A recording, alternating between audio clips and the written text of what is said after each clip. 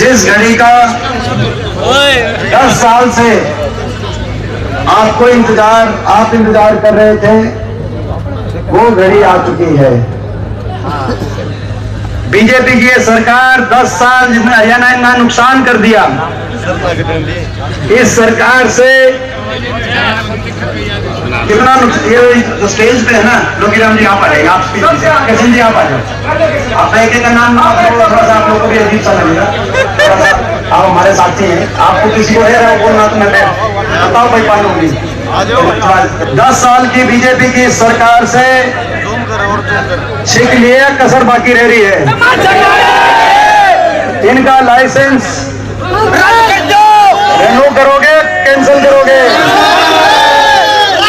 चलो मैंने कहा कि एक बार चेक करके देखूं कि क्या पता कोई अभी इस चक्कर में हो कि मैं 5 साल और देख ले भाई, क्योंकि ये आपकी बात कहूंगा, मैं आपकी बात कहूंगा, सभी की बात कहूंगा। आप 3 के अलावा यहाँ पर 10,000 आदमी है, उनकी भी और आपकी भी, सबकी बात कहूंगा। ऐसा है, आपकी 3 की भी बात कहूंगा, 3 आदमी हो, मगर 10,000 आदमी, इनकी भी बात कहूंगा। आप नहीं, ये भी है, इनको आप कह दो कि इनकी बात नहीं कहो, आप कहो इनकी बात ना कहो, सही है ना? तो आपकी भी कहूंगा लेकिन इनकी भी कहूंगा। तो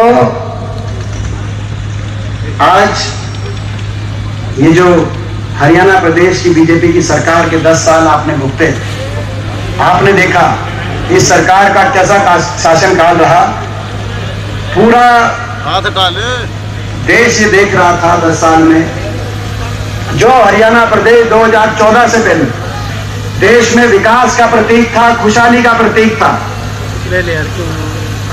आज 10 साल की बीजेपी की सरकार के बाद वो हरियाणा देश में नंबर 1 बना दिया इन्होंने। बेरोजगारी में नंबर 1 बन गया हरियाणा, नशे में पंजाब से आगे निकल गया आज नशे। नंबर 1 बन गया हरियाणा अपराध दर में, क्राइम रेट में। हरियाणा के नौजवान के भविष्य को चौपट करने वाली ये सरकार साबित हुई। ना तो निजी क्षेत्र में कोई निवेश आया, ना सरकारी क्षेत्र में नो रोजगार बचा, क्योंकि सरकारी नौकरी 2 लाख समाप्त कर दी थी सरकार ने। पक्की सरकारी नौकरी बीजेपी 10 साल में खा गई कि नहीं खा गई, आप बताओ? हरियाणा में पक्की नौकरी खत्म कर दी, 2 लाख पद समाप्त कर दिए, बाकी 1.5 लाख पदों में कौशल निगम से कच्ची भर्ती और फौज की पक्की भर्ती भी कैंसिल करके कच्ची नौकरी की राजधानी बना दिया हरियाणा को, कच्ची नौकरी की राजधानी बना दिया। ये ज्वाइनिंग वाले जो घूम रहे हैं कि ज्वाइनिंग हमारी सिलेक्शन कराओ, इनको पिछले 2 साल से, पिछले कई सालों से पहले कहा लोकसभा से पहले कराएंगे, फिर कहा लोकसभा चुनाव आ गया, लोकसभा चुनाव के बाद कराएंगे, फिर कहा विधानसभा से पहले कराएंगे, फिर बोला विधानसभा चुनाव आ गया, विधानसभा के बाद कराएंगे। जैसे वो सनी देओल की फिल्म नहीं थी, तारीख पे तारीख, तारीख पे तारीख, तारीख पे तारीख, इनको बेचारों तारीख। और इसीलिए इनका शोषण किया नौजवानों का। आज कितने दिल में हमारे दर्द है नौजवानों के प्रति, इनका कितना शोषण किया गया। और सभी नौजवानों का जो कच्ची भर्ती पे, जो कौशल निगम में बेचारे बिना पेंशन के, बिना रिजर्वेशन के, बिना आरक्षण, बिना पेंशन और बिना मेरिट के उनको कच्ची भर्ती, कोई भविष्य नहीं, भविष्य चौपट कर दिया। बेरोजगारों को आज कितनी परेशानी का सामना करना पड़ा हरियाणा के नौजवानों को। आप अंदाजा लगाएं, कहीं नशे की तरफ, कहीं अपना घर बार बेचकर विदेश की तरफ मजदूरी करने के लिए डोंकी के रास्ते पलायन पे मजबूर हो रहा है हरियाणा का नौजवान। ये स्थिति बन गई हरियाणा। आज ऐसी स्थिति बन गई हरियाणा में कि सरकार ने काम तो कुछ किया नहीं, लेकिन काम बिगाड़ दिया, हर वर्ग को नुकसान पहुंचाया। गरीब की सारी स्कीम्स बंद कर दी, 100 गज के प्लॉट की स्कीम, मकान की स्कीम, गरीब आदमी की सारी स्कीम्स बंद कर दी। और पोर्टल और आईडी, कोई प्रॉपर्टी आईडी, कोई फैमिली आईडी, कोई पोर्टल और आईडियों में उलझा दिया। हरियाणा के आम नागरिक को अपने कागज ठीक कराओ, अधिकारियों के चक्कर काटो और सरकारी सुविधाओं से वंचित रह जाओ। पोर्टल और आईडी में उलझा दिया हरियाणा नागरिक को। और साथ में हर वर्ग का अपमान करने वाली और हर वर्ग की अनसुनी करने वाली ये सरकार साबित हुई। ऐसी सरकार देश के इतिहास में शायद ही आई हो जिसने हर वर्ग का ऐसे अपमान किया हो। हमारे बच्चों से लेकर हमारी बेटियों तक, किसान से लेकर व्यापारी तक, कर्मचारी से लेकर सरपंचों तक, कोई वर्ग नहीं जो सड़क पे ना आया और जिसके साथ इन्होंने दुर्व्यवहार ना किया हो। सरपंच गए, अधिकारों को लेकर सरपंचों पे लाठीचार्ज, कर्मचारी गए ओल्ड पेंशन स्कीम को लेकर उन पर लाठीचार्ज। किसान 1 साल तक बैठा रहा। 750 किसानों की जान की कुर्बानी लेने वाली अगर कोई सरकार देश के इतिहास में जिसका नाम लिखा जाएगा तो बीजेपी सरकार का इतिहास में नाम लिखा जाएगा। लेकिन 750 किसानों की जान की कुर्बानी लेना ही काफी नहीं था। घर उजड़ गए, किसान के मजदूर के जो आंदोलन चल रहा था, घर उजड़ गए 750 किसान मजदूरों का। लेकिन उनकी बात तो मानने की दूर की बात है, उनके प्रति सहानुभूति के 2 शब्द भी इस सरकार ने व्यक्त नहीं करे। कितना अहंकार होगा आप ये देखो। हमारी बेटियों का क्या कसूर था? खिलाड़ी बेटियों का, विनेश फोगाट का, साक्षी मलिक का क्या कसूर था? उन बेटियों का 6 ओलंपिक विजेता बेटियां दिल्ली में 6 महीने तक बैठी रही है बेटियां। FIR तक नहीं दर्ज कराई सरकार ने। दिल्ली पुलिस पे आदेश हुए FIR नहीं करनी। कितना बड़ा घोर अन्याय। FIR तक भी दर्ज नहीं हुई।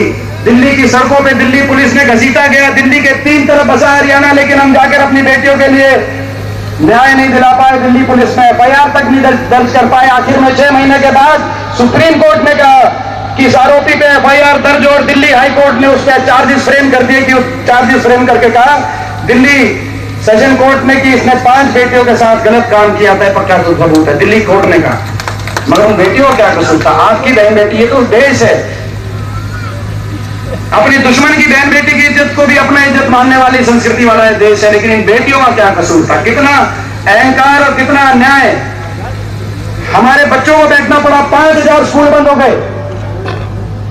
इस सरकार में स्कूलों में शिक्षकों की भर्ती 10 साल तक हुई नहीं, और सरकारी स्कूलों को बंद करके 5000 स्कूल मर्ज और बंद करने का काम हुआ। जिन स्कूलों में गरीब का बच्चा जाता है, ऐसी समाज, बैकवर्ड समाज, छत्तीस बिरादरी का, गांव का, किसान का बच्चा जिन स्कूलों में पढ़ता है, 5000 स्कूल बंद कर दिए। और छोटे छोटे बच्चों को 1ली से 5वीं क्लास तक बच्चों को 500 स्कूलों के आगे धरने चले। हिसार में कई गांव के अंदर धरने चले। आपको याद होगा, मैं भी बहुत धरनों पे गया था कई गाँव में। स्कूलों को, बच्चों को 2-2 महीने धरनों पे, छोटे छोटे बच्चों को, कि हमारा स्कूल बंद मत ना करो। और सरकार के मन में दया का भाव नहीं उठा। ऐसे अहंकारी और ऐसी अन्यायी सरकार जिसने हर वर्ग की अनसुनी करी हो, कोई काम किया ना हो। एक विकास का काम बता दो बरवाड़ा में जो इन्होंने किया हो। एक विकास का काम बता दो हिसार में जो इन्होंने किया हो। एक हिसार में ये जो एयरपोर्ट, हमारे समय की मंजूरी का वाला एयरपोर्ट में फ्लाइट तो अभी तक उतरी नहीं, 10 बार मगर फ्लाइट तो अभी तक उतरी नहीं। लेकिन एयरपोर्ट के आसपास की सारी जो जमीन है मिलके लूट के खा गए। कौन कौन खा गए मुझे बताने की जरूरत नहीं है। आपने देखा होगा जब रिपोर्ट गई हरियाणा से कि हरियाणा की सरकार से लोग नाराज हो गए, हर वर्ग नाराज हो गया, बीजेपी की सरकार को बदलने का मन बना लिया, तो बीजेपी हाईकमान ने इलेक्शन से 1 हफ्ते पहले क्या किया? अपने मुख्यमंत्री का चेहरा बदल दिया। 10 साल एक सेनापति को आपने कमांड दे रखी थी, लेकिन जैसे युद्ध की घड़ी आई और युद्ध का बिगुल बजा, युद्ध के दिन का सूरज निकला, वो सेनापति घोड़े पे सवार होकर आगे जब निकला तो बोला युद्ध आ गया। बोला जी सेनापति भी इसको उतारो, दूसरे घोड़े पे बिठाओ। यही बात बनी। अपने मुख्यमंत्री का चेहरा बदल दिया, अपने उप मुख्यमंत्री को बदल दिया, हटा दिया अपने उप मुख्यमंत्री को। लूट की छूट का समझौते पे बनी हुई थी ये सरकार, बीजेपी और जेजेपी की मिलकर लूट के। आपने देखा होगा जिस दिन दुष्यंत चौटाला को हटाया, अगले दिन दुष्यंत चौटाला का बयान आया कि बीजेपी के घोटालों के राज बताएंगे। उसके अगले दिन खट्टर साहब का बयान आया, दुष्यंत चौटाला के घोटालों की जांच कराएंगे। और फिर उसके बाद दोनों में से किसी का बयान नहीं आया। आप समझिए मेरी बात, दोनों में से फिर हिम्मत नहीं हुई। फिर बोला भाई जो बीजेपी ने जो काम दिया हुआ है वही काम करे जाओ, कांग्रेस के खिलाफ कैंडिडेट दो। जो अभय चौटाला को, दुष्यंत चौटाला को जो काम दिया हुआ है, बोला उसी काम पे रह जाओ, नहीं तो तुम्हारी जांच कराएंगे। ठीक बात है ना? सही। अगले इन्होंने अपने मुख्यमंत्री का चेहरा बदला, अपने उप मुख्यमंत्री को बदला, पिछले 3 महीने में अपने प्रदेश अध्यक्ष को बदला, इन्होंने सारी कैबिनेट बदली, चुनाव की तारीख बदली। पहले तो तारीख नजदीक ले आए, फिर दोबारा बदल के आगे ले गए। चुनाव की तारीख बदली, कैंडिडेट बदले, कैंडिडेटों के हल्के बदल दिए, लेकिन लोगों का मन कैसे बदलेंगे? जनता हरियाणा की सरकार ही बदलने का काम करेगी। ये कितना क्या बदलेगा? क्योंकि 10 साल इतना नुकसान कर दिया, क्योंकि 10 साल इतना नुकसान कर दिया हरियाणा प्रदेश के नौजवान के भविष्य को आपने खराब कर दिया। 10 साल में इतना हरियाणा के साथ भेदभाव आपने किया। एक कोई विकास की परियोजना हरियाणा में, कोई एक बिजली पैदा करने का थर्मल कारखाना, कोई एक विश्वविद्यालय, कोई 1 इंच मेट्रो आगे लेके आए हो, कोई एक औद्योगिक आपने क्षेत्र की स्थापना कराई हो 10 साल में, कोई एक आगे बढ़ाने का काम किया, किसी एक वर्ग का मान सम्मान किया। और अहंकार इतना कि बाबा साहब भीमराव अम्बेडकर जी के संविधान तक पहुंच गए और लोकसभा चुनाव में क्या कहा कि संविधान को 400 पार का नारा हम देते हैं कि संविधान को तोड़ेंगे, मगर लोगों ने इनके घमंड को तोड़ दिया और अल्पमत की दिल्ली में सरकार बनी। जैसे चंडीगढ़ में अल्पमत की सरकार चल रही थी, दिल्ली में भी अल्पमत की सरकार है, दिल्ली में भी अल्पमत की सरकार बनी। क्योंकि जो घमंड बाबा साहब के संविधान तक जो घमंड पहुंच जाए, लोगों ने कहा इस घमंड को हम तोड़ेंगे और जय संविधान के नारे को नहीं झुकने देंगे। और इसीलिए जब हम सारे सांसद गए संसद में, तो सारे सांसदों ने, हम लोगों ने, कांग्रेस पार्टी के सांसदों ने जाते ही अपनी शपथ के साथ नारा लिया, जय संविधान। लिया था कि नहीं लिया था जय संविधान? और बीजेपी वालों को बहुत तिलमिलाहट हुई इस नारे से, बीजेपी वालों को बहुत तिलमिलाहट हुई नारे से, क्योंकि बीजेपी उस भावना को नहीं समझ पा रही जो बाबा साहब भीमराव अम्बेडकर जी के नेतृत्व में जो संविधान बना। जिस संविधान के मुझे गर्व है कि मेरे स्वर्गीय दादाजी चौधरी रणबीर सिंह जी भी उस संविधान सभा के एक सदस्य थे। उस संविधान की भावना को बीजेपी नहीं समझ पा रही, जिसमें हर वर्ग के अधिकारों को सुरक्षित करने का काम जिस संविधान में किया है। बीजेपी को मैं समझता हूं कि बीजेपी याद करती है, गरीब आदमी को याद करती है चुनाव के समय, मगर कांग्रेस की विचारधारा गरीब को गणेश मान के चलने की कांग्रेस की विचारधारा, ये फर्क आपके सामने। हमारे राष्ट्रीय अध्यक्ष मल्लिकार्जुन खड़गे जी से लेकर हमारे प्रदेश अध्यक्ष चौधरी उदयभान जी तक और पिछले 5 प्रदेश अध्यक्ष हरियाणा में अगर रहे हैं तो ऐसी समाज से कांग्रेस पार्टी कर रहे हैं, कांग्रेस पार्टी का संकल्प। ये आपने देखा, जय संविधान के नारे को जैसे ही बोला, हम हमारे सारे सांसदों में बड़ी तकलीफ हुई, और तकलीफ हुई तो स्पीकर साहब ने कहा कि जय संविधान नारा नहीं बोलना चाहिए। आपने देखा होगा 550 सांसदों में आपका बेटा अकेला उठ के खड़ा हुआ था कि नहीं हुआ था? अकेला खड़ा होकर खड़ा हुआ, मैंने कहा जय संविधान नारा चलेगा, और वहां से स्पीकर साहब ने कहा कि बैठ जाओ। मैं कहना चाहता हूं बीजेपी वालों को, स्पीकर साहब को, आप वहां जब मैं अकेला खड़ा हुआ जय संविधान नारे को के पक्ष में और आपने कहा बैठ जाओ, मुझे तो आप वहां तो कह सकते हो बैठ जाओ, लेकिन जय संविधान नारे की गूंज को हरियाणा में हम नहीं बैठने देंगे। आज मैं कहना चाहता हूं ये लड़ाई हरियाणा के भविष्य को बचाने की लड़ाई है। ये लड़ाई हरियाणा के नौजवान के भविष्य को बचाने की लड़ाई है। ये लड़ाई बाबा साहब भीमराव अम्बेडकर जी के संविधान को हरियाणा में बचाए रखने की लड़ाई। ये लड़ाई जय जवान जय किसान के नारे की गूंज को हरियाणा में बचाए रखने की लड़ाई है। ये लड़ाई जय संविधान के नारे की गूंज को हरियाणा में बचाए रखने की लड़ाई है। और ये लड़ाई हरियाणा को खुशहाली के रास्ते पर आगे लेके जाने की लड़ाई है। 1 महीने बाद आपकी सरकार बनेगी। हरियाणा के कोने कोने से मैं आपकी जानकारी में ला रहा हूं, हरियाणा के कोने कोने से 5 दिन हुए चुनाव। पहले दिन मैं अम्बाला गया, जहां से हमारे वरुण मुराना जी बड़े बहुमत के साथ सांसद बने थे 3 महीने पहले। मैंने अम्बाला वालों से पूछा क्या चल रहा है, बोला 9 की 9 सीट कांग्रेस की झोली में जा रही हैं। उसके बाद मैं गया जुलाना में, विनेश फोगाट के हमारे नामांकन पे मैंने सोनीपत लोकसभा में आती है सीट, मैंने सोनीपत लोकसभा वालों से पूछा क्या चल रहा है, जहां से पंडित सतपाल ब्रह्मचारी जी बड़े बहुमत के साथ अभी चुनाव जीते थे, उनका सोनीपत की 9 की 9 सीट कांग्रेस की झोली में जा रही है। उसके बाद मैं सिरसा गया, जहां से हमारी बहन शैलजा जी बड़े बहुमत के साथ, एक प्रचंड बहुमत के साथ, लगभग 3 लाख प्रचंड बहुमत के साथ वहां से अभी जीती थी 3 महीने पहले। टोहाना हल्के में मैं गया था, मैंने पूछा सिरसा लोकसभा में क्या चल रहा है, बोला 9 की 9 सीट सिरसा की कांग्रेस पार्टी की झोली में जा रही है। तो भाई मैं आप सबसे पूछना चाहता हूं हिसार में क्या चल रहा है, हिसार में क्या चल भाई मैं उम्मीद करता हूं कि हिसार में भी, और मैं उम्मीद करता हूं बरवाला में मेरे को विशेष रूप से मैं उम्मीद करता हूं बरवाला में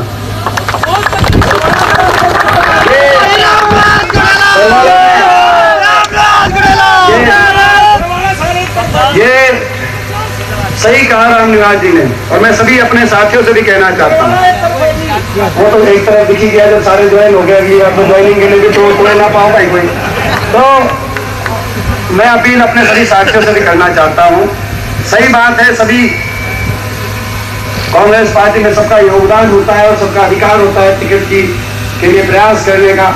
एक एक कार्यकर्ता, एक एक नेता का हमारा योगदान और अपना अधिकार होता है, लेकिन जब एक फैसला कांग्रेस पार्टी करे, उसके बाद मैं आप सबसे अपील करता हूं, ये भी बात सही है जब फैसला करे तो 2-4 दिन, 1-2 दिन मन में किसी के भाव आता है, वो भी हम उस बात को भी कि भाई समझते हैं, लेकिन अब चुनाव में 4-5 दिन हो गए हैं। आज यहां से मैं अपने सभी साथियों से यही मैं कहना चाहता हूं कि यहां से आप संकल्प लेके जाएं, आज के बाद हर पल ईमानदारी से बरवाला में रामनिवास घोड़ेला जी की जीत में सभी साथी ये आवाज आए, देखो जीत की, देखो ये जीत की जैसे आवाज आई, एक ये भी आवाज आए, ये जीत की जो जैसे एक बार जीत की, भाई मैं बात कर रहा हूँ, मैं बात करने आया हूँ, आप इसके बाद कर लेना मेरे जाने के बाद। तो जीत की बात जैसे बात आई है, उसके साथ साथ ये बात आए कि भाई हर हमारे साथी ने ईमानदारी से मदद की है। आप हमारी बात, सभी साथियों को कहना चाहता हूं, आप हमारी बात रखना, आप हमारी बात का ख्याल रखना, ताकि आगे हम आपका भी ख्याल रखें। हम आपकी बात ये सभी साथियों को मैं कहना चाहता हूं, ऐसा सभी साथियों से मैं आग्रह करना चाहता हूं। रामनिवास घोड़ेला जी जो चुनाव लड़ रहे हैं, रामनिवास घोड़ेला जी चुनाव नहीं लड़ रहे, दीपेंद्र हुड्डा चुनाव लड़ रहा है।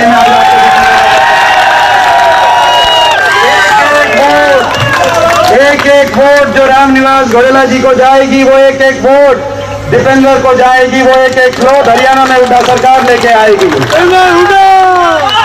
तो ये चुनाव, ये हमारा सबका चुनाव है, ये चुनाव हमारा सबका चुनाव है। बरवाला हल्के ने थाना है, हरियाणा में हुड्डा साहब के नेतृत्व में कांग्रेस को लाना है और रामनिवास घोड़ेला जी को बड़े बहुमत से। और भाई ये सरकार आपकी बन रही हरियाणा में, और हम संकल्प लेते हैं सरकार बनते ही कुछ काम करेंगे। सबसे पहली कलम से बड़े बुजुर्गों को देश में सबसे ज्यादा 1 महीने के बाद कितनी पेंशन मिलने जा रही है? 6,000 बुढ़ापा पेंशन। उसके साथ साथ किसान को एमएसपी गारंटी, कर्मचारी को ओल्ड पेंशन स्कीम, गरीब को दोबारा से महात्मा गांधी ग्रामीण बस्ती योजना में 100 गज के प्लॉट की स्कीम, जरूरतमंद को 3.5 लाख तक की आर्थिक सहायता से इंदिरा आवास योजना के मकान दिलवाने का हम काम करेंगे।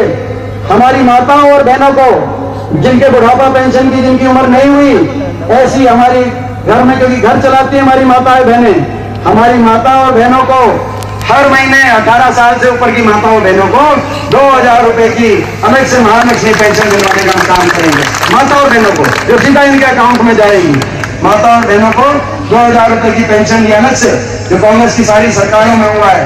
और महंगा कमर तोड़ महंगाई की कमर लगाते हुए 300 यूनिट बिजली में राहत और 500 रुपए में गैस का सिलेंडर दिलवाने का हम अपनी माताओं और बहनों को काम करेंगे। नौजवानों को 2 लाख पक्की सरकारी नौकरी जो इन्होंने पद समाप्त कर दिए, और जो ये पेंडिंग भर्ती है, इस पेंडिंग भर्ती को जिनको तारीख पे तारीख मिल रही है, ये पेंडिंग भर्ती को 1 महीने में, उससे भी पहले हम ज्वाइनिंग इनको दिलवाने का काम करेंगे ताकि सरकार से भाई ये। और बाकी भाई बरवाला हल्के से मैं ये उम्मीद रखते जाता हूँ, बरवाला हल्के से उम्मीद रखे जाता हूं अपने भाइयों से, छत्तीस बिरादरी के अपने भाइयों से मैं कहना चाहता हूं, ये मौका बार बार नहीं आएगा। ये मौका 10 साल के संघर्ष के बाद ये मौका आया है। देश देखेगा, देश किस तरह बरवाला ने फैसला किया है। एक बात रहेगी बहुत जरूरी, वो भी उस तरह मैं आता हूं, क्योंकि यहां पे कुछ वोट काटू भी उम्मीदवार खड़े हैं। मैं सारी बता के जाता हूं, पूरा देश देखेगा। एक वो रह गई थी कि भाई बैकवर्ड समाज की मांग पे जो राहुल जी ने जो बात कही है, हरियाणा में सरकार बनते ही जातिगत जनगणना और क्रीमी लेयर को बढ़ाकर 10 लाख करने का हम काम करेंगे। और भाई देखो, देश देखेगा कि बरवाला का फैसला किस तरफ आया है। 10 साल का अन्याय, बीजेपी की सरकार का अन्याय कि आप अन्याय करने वालों के साथ खड़ा है बरवाला, या प्रदेश में न्याय की लड़ाई लड़ने वालों के साथ खड़ा है बरवाला।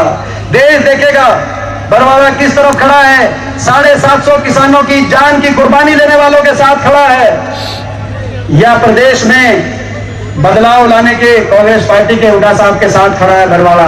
देश देखेगा बरवाला किस तरफ खड़ा है, हमारी बहन बेटियों को दिल्ली की सड़कों पे बेरहमी तक 6 महीने तक घसीटने वालों के साथ खड़ा है बरवाला, या हमारी बहन बेटियों के लिए न्याय के साथ के लिए लड़ाई लड़ने के लिए जिस वजह से विनेश फोगाट ने आकर कांग्रेस पार्टी का हाथ थाम कर जुलाना से लड़ रही है, कांग्रेस पार्टी में हुड्डा साहब के नेतृत्व में हमारे न्याय दिलवाने की लड़ाई के साथ खड़ा है। देश देखेगा बरवाला किस तरफ खड़ा है, बाबा साहब भीमराव अंबेडकर जी के संविधान की हत्या और संविधान को तोड़ने वालों के नारे देने बीजेपी वालों के साथ खड़ा है, या संविधान जय संविधान के नारे के लिए संसद में लड़ भिड़ने वाले लोगों के साथ कांग्रेस पार्टी के साथ बरवाला खड़ा है। देश की नजर आज बरवाला पे है, प्रदेश की नजर आज बरवाला पे है। एक भी वोट किसी कारण से अगर कहीं इधर उधर जाती है तो इतिहास माफ नहीं करेगा। ये मौका दोबारा नहीं आएगा ऐसी तानाशाही ताकतों को, जिन तानाशाही ताकतों ने इतना नुकसान कर दिया हमारे प्रदेश का, इन तानाशाही ताकतों को सत्ता से बाहर करने का। आपको याद होगा पिछली बार भी लोगों ने मन बना लिया था इनको सत्ता से बाहर करने का। 40 सीट आई बीजेपी की, 75 पार का नारा था, हवा निकल गई थी, केवल 40 सीट आई थी कि नहीं आई थी 40 सीट। लेकिन क्या हुआ, दोबारा सरकार क्यों बनी? दोबारा सरकार इसलिए बनी, क्यों बनी? दुष्यंत चौटाला 10 MLA लेके पहुंच गए और INLD निर्दलीय गोपाल कांडा ऐसी जो एक MLA की पार्टी थी और निर्दलीय थे, उन्होंने जाकर सरकार बना दी। आज भी ये तानाशाही ताकत जो दिल्ली में बैठी है, तानाशाही ताकतों की नजर हरियाणा की सियासत पे है, जिन तानाशाही ताकतों ने महाराष्ट्र जैसी बड़ी बड़ी सरकारों को डिस्टर्ब करने का काम किया। आज भी इनके मंत्री जो लोहारों से लड़ रहे हैं, उनका बयान आया कि चाहे जनता कोई फैसला कर ले, हमारे कुछ ऐसे खेल हैं जिसकी वजह से उस फैसले को जनभावना की पीठ में छुरा घोंपते हुए हम सरकार बनाएंगे। और वो क्या खेल हैं? वो खेल मैं बता देता हूं खुल के, वो खेल है अभय सिंह चौटाला का खेल, दुष्यंत चौटाला का खेल। ये वोट काटू जो खड़े हैं, वोट काटू, ये वोट काटू जो खड़े हैं, बीजेपी की सरकार को दोबारा बनाने की ताक में जो खड़े हैं, कैसे करके, जैसे पिछली बार अभय सिंह चौटाला को इस बात का दर्द नहीं है कि बीजेपी की सरकार क्यों बनी दोबारा, उनको इस बात का दर्द है कि दुष्यंत चौटाला की कैसे सीट आ गई, वो पहले कैसे पहुंच गया ना, तो तैयारी हमने भी कर रखी थी। एक सीट फालतू इनकी आती तो ये पहले पहुंच जाते। और आज मिलकर लड़ रहे हैं सिरसा में चुनाव, लड़ रहे हैं कि नहीं लड़ रहे? मिलकर खुले तौर पर मिलकर लड़ रहे हैं। गोपाल कांडा, अभय सिंह चौटाला और भारतीय जनता पार्टी मिलकर चुनाव लड़ रहे हैं, साजिश और षड्यंत्र कर रहे हैं, जनभावना की पीठ में छुरा घोंपने की तैयारी कर रहे हैं। आपको याद होगा सिरसा की रैली में मैंने कह दिया था कि दुष्यंत चौटाला से समझौता तोड़ने का समझौता हो गया, चुनाव में इनको अलग उतारेंगे और अभय चौटाला को अलग उतारेंगे। और वही काम आपके सामने हो रहा है। अपनी आंखों पे धूल, आपकी आंखों पे धूल झोंकने की कोशिश हो रही है। आज हरियाणा ने जन मन बना लिया, हरियाणा के लोगों ने जन मन बना लिया है। फाइनल में आप पहुंच गए हो, लेकिन फाइनल में वैसी चीटिंग मत होने देना जैसी 2019 की रात को लोकसभा चुनाव में जो मेरे साथ हुई, या जैसी विनेश फोगाट के साथ फाइनल में आप पहुंच गए हो। मगर ये बीजेपी वाले साजिश रचते हैं, जैसे मेरे साथ रचा गया, जैसे हमारी बहनों के साथ रचा गया, ये साजिश आपके साथ भी रचना चाहते हैं।